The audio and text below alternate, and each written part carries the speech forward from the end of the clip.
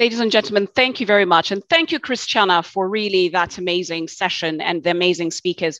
Now I'd like to hand over this next segment to the moderator, who happens to be His Excellency, the President of Costa Rica, Carlos Alvarado Quesada.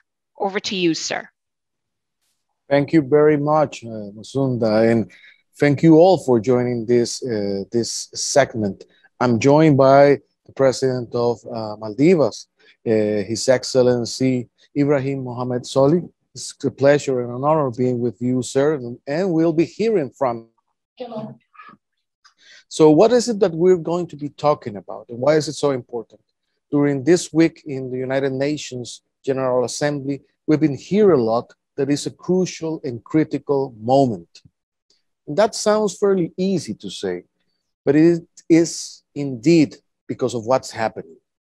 A fast, accelerated loss of biodiversity, the planet that it's warming up, and we see that we are off track in the commitments of the Paris agreements, and all entangled also with the COVID pandemic. So why is it so important to talk about the high ambition coalition of people and earth? And why is it so important to talk about the goal of 30 by 30, that's to say to protect 30% of the ocean and land by 2030? Why is it so important? That's why we are here to discuss and to talk about that. This dream started in 2020, actually, because science says that in order to protect biodiversity, our planet, we need to protect at least and conserve 30% of our oceans and 30% of our land. So a group of countries started to listen to that. And on the One Planet Summit in 2020, France, United Kingdom, and Costa Rica joined together to launch this high ambition coalition. At the beginning, sir, it was just 6 countries that started this movement. And I remember at the time, many people said, it's going to be very difficult. It's going to be difficult to raise funds. 30% is too much. 2030 is too close to us. But I can happily say now that it's more than 70 countries by 2021 that have joined the High Ambition Coalition, which means it's a great success. But we need to go further. We need to go further and accomplish those goals, not only in the face of Glasgow, in the COP26, but also in the face of the Biodiversity Convention, the COP15 that's going to happen. During this General Assembly, I've been listening to President Solih. President, you have made some real and strong remarks about what's going on in your country and with your people as well. Sir, could you please share why is it so important, the 30 by 30 coalition, ambition coalition? Please give us a little bit of, share your insight of what's going on in your country. The floor is yours, sir. Okay, thank you.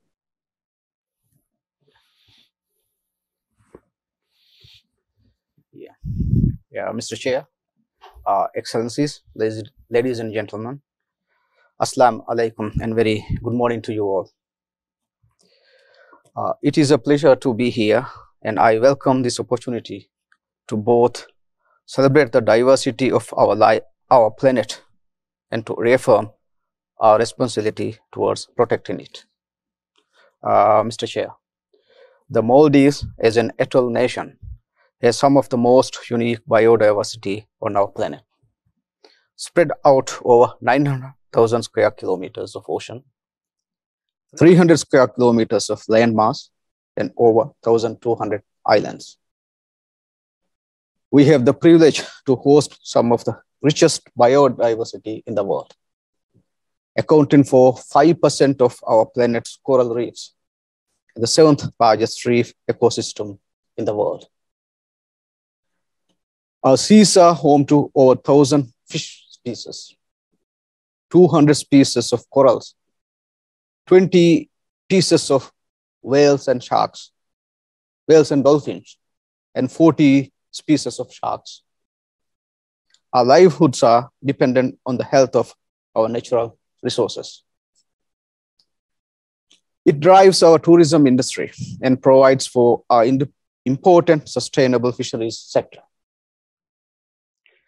Our rich biodiversity is responsible for over 80% of our GDP and over 90% of our exports.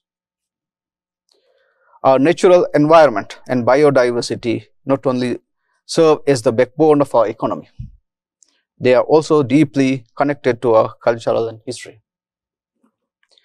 Mr. Chair, for many years, small islands have sounded the alarm about the increase in and more intensive extreme weather events. For too long, the call went unheeded, and now the planet is delivering a very clear message to us. From the recent hurricanes in the United States and the Caribbean, to the devastating floods in Europe and China, and to the fires in Algeria, Greece, and Canada, our heating planet is not mincing its words. Let there be no confusion.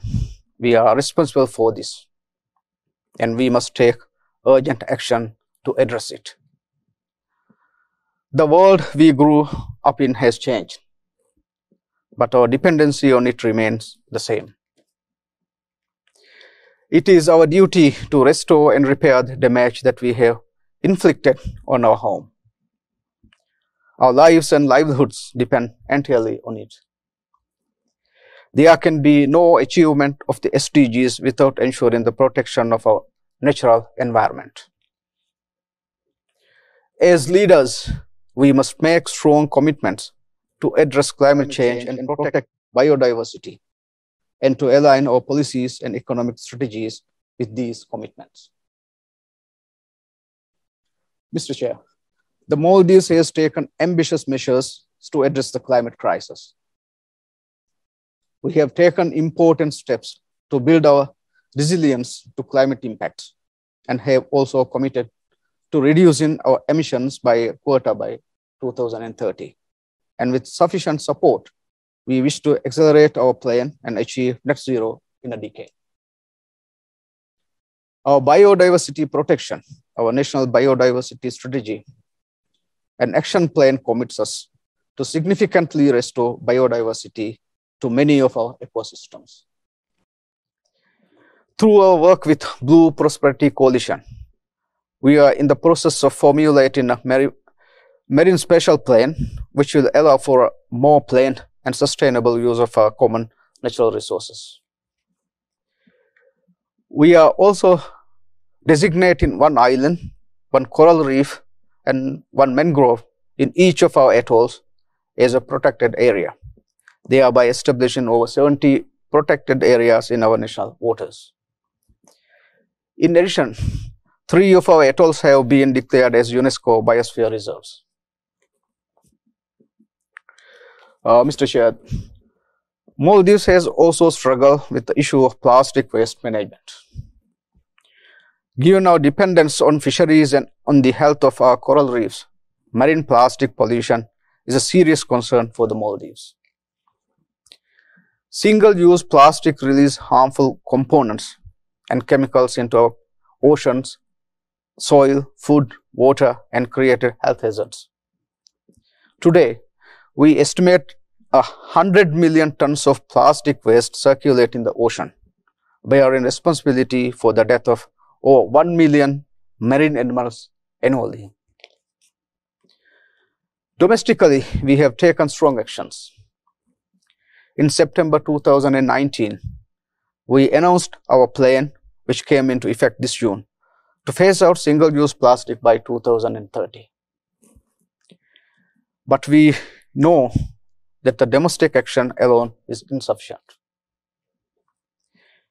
This is why we also co-founded and co-chair the group of friends to combat marine plastic pollutions here at the UN, and are an active member of the Global Ocean Alliance, where we have committed towards protecting 30% of our ocean in the coming years.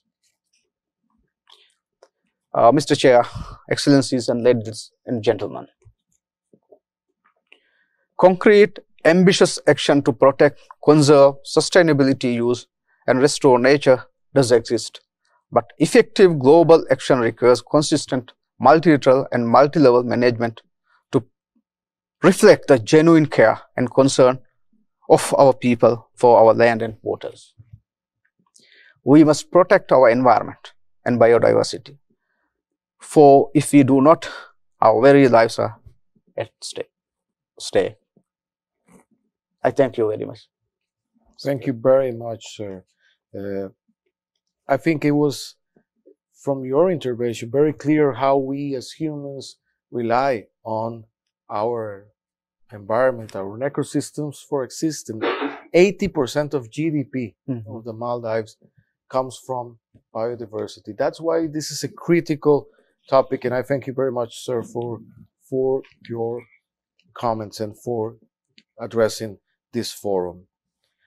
I'll go now to another great leader and one of the great defenders as well of the protection and conservation of our planet.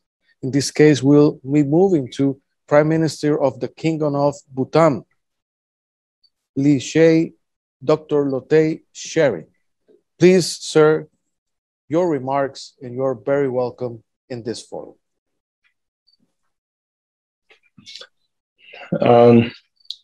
Thank you, President Carlos, distinguished panelists here, all the viewers on live. A very good evening from Bhutan. Thank you, President Carlos, for all your leadership and I would say passion on this chapter, because I was really impressed to hear you and see your passion during the roundtable discussion on climate change 2 days back.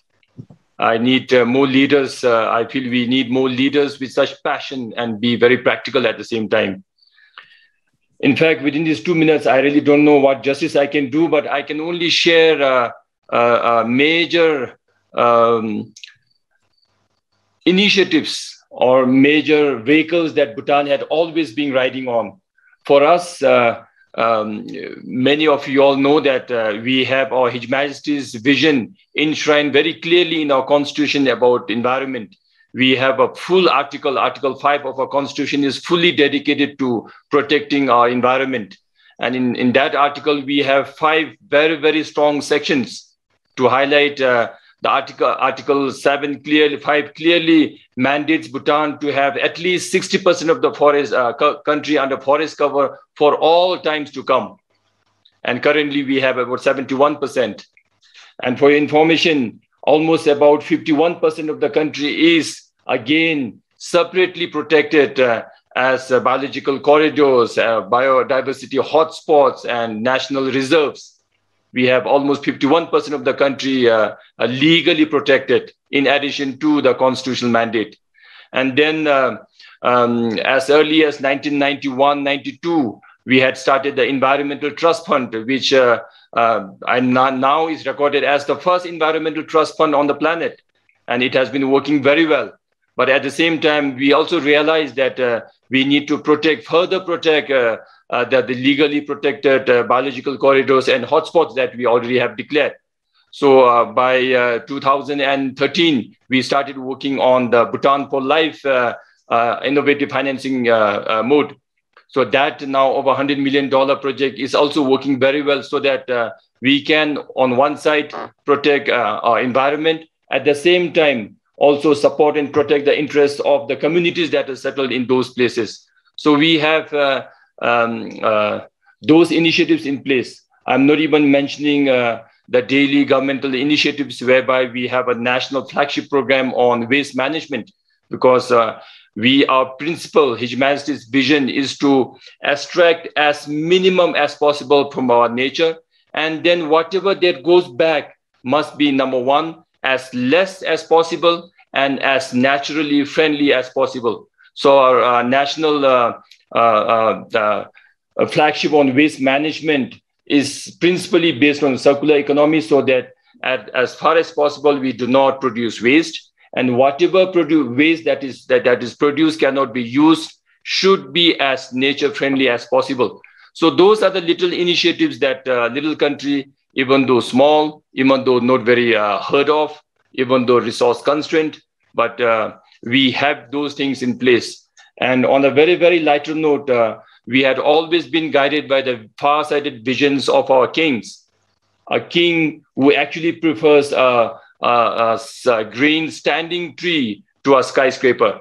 I don't think we have many people on this planet who prefers a tree to a tall building, actually. So we are being governed by these sort of personalities, and we are very happy with that. That's why we go around so happily saying Bhutan is one of very, very few or the only country with carbon negativity right now.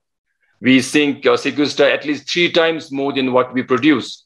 And yet, I assure my friends here and President Carlos that we will not be complacent. We will keep going further. We will keep going further to an extent where every leaders in the world, every individuals in the world will start preferring forests and trees to concrete jungle. So with this, I thank all the leaders here. And again, once again, repeat my appreciation to President Carlos' passion and practical approach to all this. And thank you very much for your initiative. I am very sure I'll give you all my support and prayers for it to take the shape that you actually envisioned. So thank you very much for this wonderful evening, friends. Thank you very much, Prime Minister. And I have to say that Bhutan is a real inspiration for the whole world for its conservation policy. It's more than 51% of its land on conservation. Sir, you mentioned it. You rather have beautiful and strong forests than buildings. And I have to say that that's the vision of the future. And I congratulate you and I congratulate your people and thank you for the inspiration you provide also on your vision of human well-being, which is unique and we admire as well.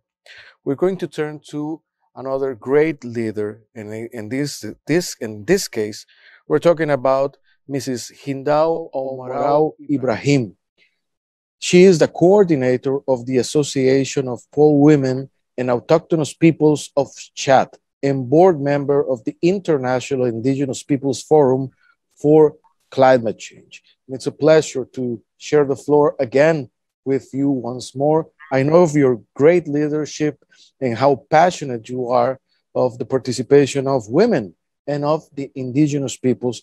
But please, Ms. Hindou, tell us your thoughts on why is it crucial to involve indigenous people and local communities in the actions of conservation and sustainability. Please do share your thoughts with us. Thank you very much, Excellency. It's really a great pleasure again to be with you. Merci beaucoup. You know, for sure, indigenous peoples does not design NDCs as country does. But indigenous peoples are one of the most important contributors to the fight against climate change and also to protect all the biodiversity. But how we do that? While instead negotiating over and over, on the ground, indigenous peoples are doing more than protecting our biodiversity and fight climate change, because we protect 80% of the world's biodiversity and its various ecosystems around all the world. As we all know, in Amazon, indigenous people's land are more diverse than even a national park, because we know how to keep balance with our traditional knowledge around all the species of the nature. In my community, the Mbororo pastoralists in Chad in the Sahel regions, so we already demonstrated that it is possible to produce milk and meat zero nitrate, because we also know how we can fight the desertification thanks to our traditional knowledge. When we move from one place to another one, we know exactly how we can protect the nature. But those peoples are, for me, the best one who can respond to the IPCC and the IPBS alarming report who are giving us this terrible content. And let me tell you that clearly. We are not doing this with the support of everyone, of anyone. We are doing that with the less 1% of the climate money that's going to the biodiversity. It's really not normal. There is no pathway to save a climate and biodiversity without a clear and vast investment of the finance in what we are doing.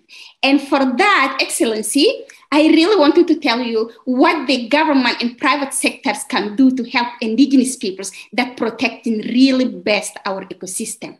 So the government, they must firstly design a process where they can include indigenous peoples while they are designing each initiative, like 30 by 30, where you are there. So we really will be there to help you and help protect and implement those projects.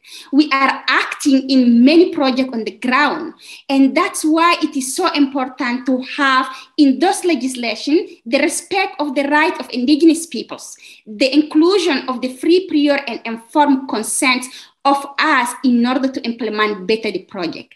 Finally, Mr. President, what is important for me, it is how the private and public money can be for the initial way of $1 billion that can help indigenous peoples to better protect our land. Is it possible to commit just to this money? Because we know the 2 COP are coming up just in the end of these months. Excellency, we have been so long sitting in the passenger seat. It is time for us, for the government to give us the wheel and to let us be in the driver's seat. And then if we want to change, of course, we can do the deal to the transformative action. Thank you. Thank you very much, Ms. Hindou. Merci beaucoup. I think the point of involving indigenous communities is key because they are the ones that have the ancestral knowledge of how to handle either forests or seas or different. It's their livelihoods that are at stake. So it's key point that was just mentioned, and thank you for your leadership as well. We're going to turn now to Mr. Marco Lambertini. Mr. Lambertini is the Director General of the WWF. Mr. Lambertini, please, could you point out why is it key to protect biodiversity and why is it such a big problem, the loss of biodiversity for people and for,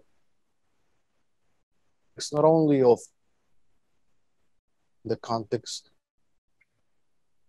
Mr. Lambertini, the floor is yours. Thank you very much, Mr. President, and I am truly honored to be part of this panel discussion. Let me start by stressing something new that has recently happened, and this is the evidence of our impact on the planet. In fact, this evidence has never been clearer, but also particularly the evidence of the consequences that this impact is having not just on the natural world, but also on our lives, on our economy, on our health. This is a new awakening for our civilization, a true cultural revolution after centuries of taking nature for granted. So the loss of nature has become not only an ecological issue, but also a development, an economic, an equity and justice issue, as future generations and today's most vulnerable populations are affected the most. And so what to do? A growing number of environmental and humanitarian NGOs, businesses, but also governments believe that we must agree on a global goal for nature, able to unite governments, businesses, consumers across the world in a joint effort. A global goal for nature similar to the one we have for climate. Carbon neutral, net zero emissions by 2050, very clear. We need to also embrace a nature positive by 2030 global goal, so that by the end of the decade, we commit to have more nature than today, not less. More forests, more fish in the ocean and the rivers, more pollinators in our farmlands, more biodiversity worldwide. The climate goal has disrupted the energy sector, global markets, and our own society and lifestyles in a way that is positive, driving a transition to renewable energy. A nature-positive global goal is needed to drive nature-positive transitions in other sectors like agriculture, fishing, forestry, infrastructure, today the main causes of nature loss, and to reduce overall our footprint of production and consumption on the natural world. And of course, we need to redirect public subsidies and financial investment to support these nature positive transitions while ensuring just transitions that leaves no one behind. And we must also protect more of the natural spaces and biodiversity left on the planet. You mentioned in your introduction, at least 30% on land and in the ocean, at least. and also restore as much as we can of what we have degraded, whilst securing and respecting indigenous people rights. And I completely agree with Hindou. This is the opportunity to recognize rights and the role of indigenous people. Science is clear. This is humanity's last chance to change our relationship with nature by course correcting our development and economic model from destructive to sustainable before the planet will turn irreversibly on us. Is a nature positive goal too ambitious? Well, is the 1.5 degree goal less ambitious? Through regulation, through technology, and through investment, or rather redirection of investment, it is possible if we all pull together in the same direction.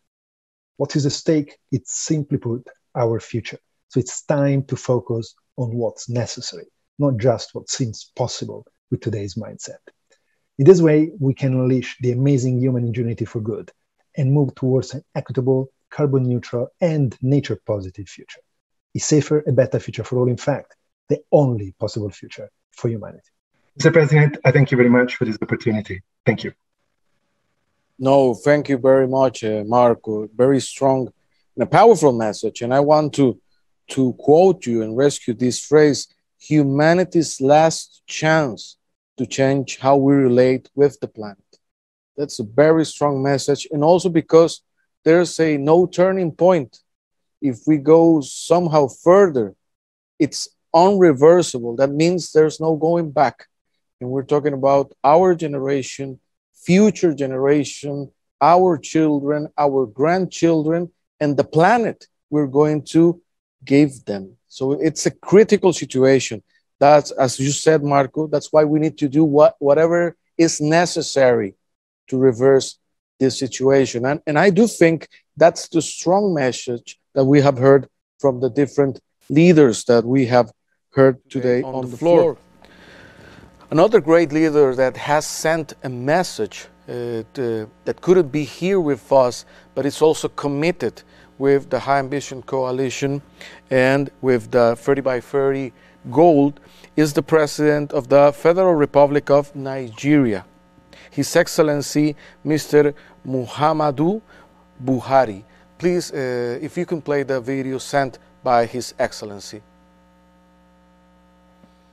Your Excellencies, ladies and gentlemen, I would like to offer my sincere gratitude to my colleague, the President of Costa Rica, whose country currently chairs the High Ambition Coalition for Nature and People, of which Nigeria also is a member and co-chairs, for the opportunity to be part of this great event tagged Transformative Actions for Nature and People.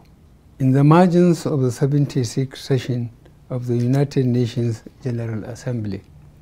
This event is another reminder of the required urgency to address the global biodiversity crisis.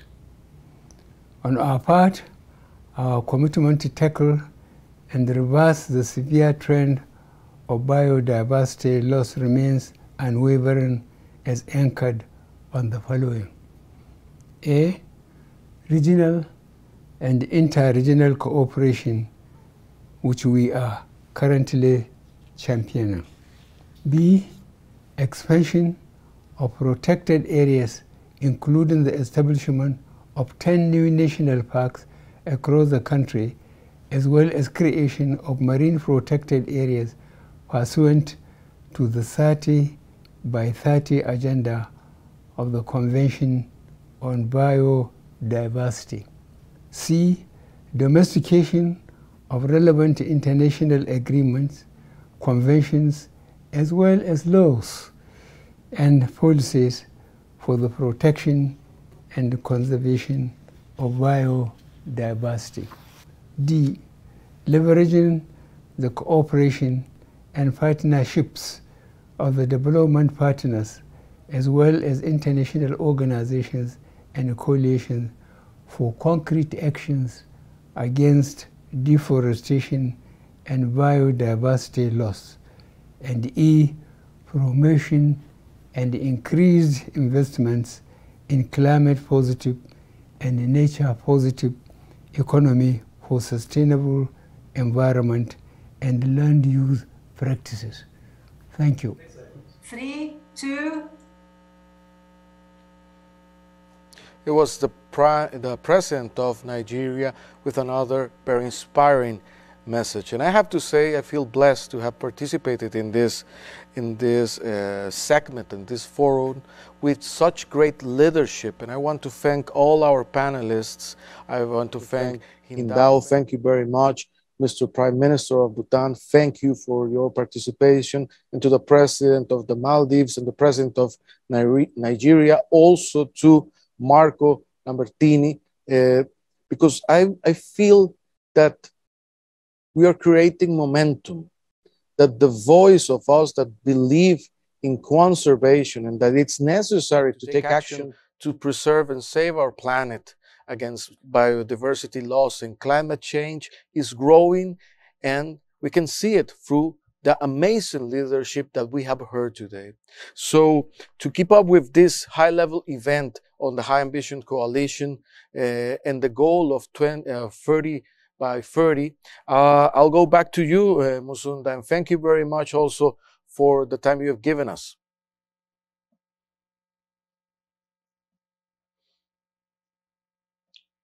Thank you very much, Your Excellency.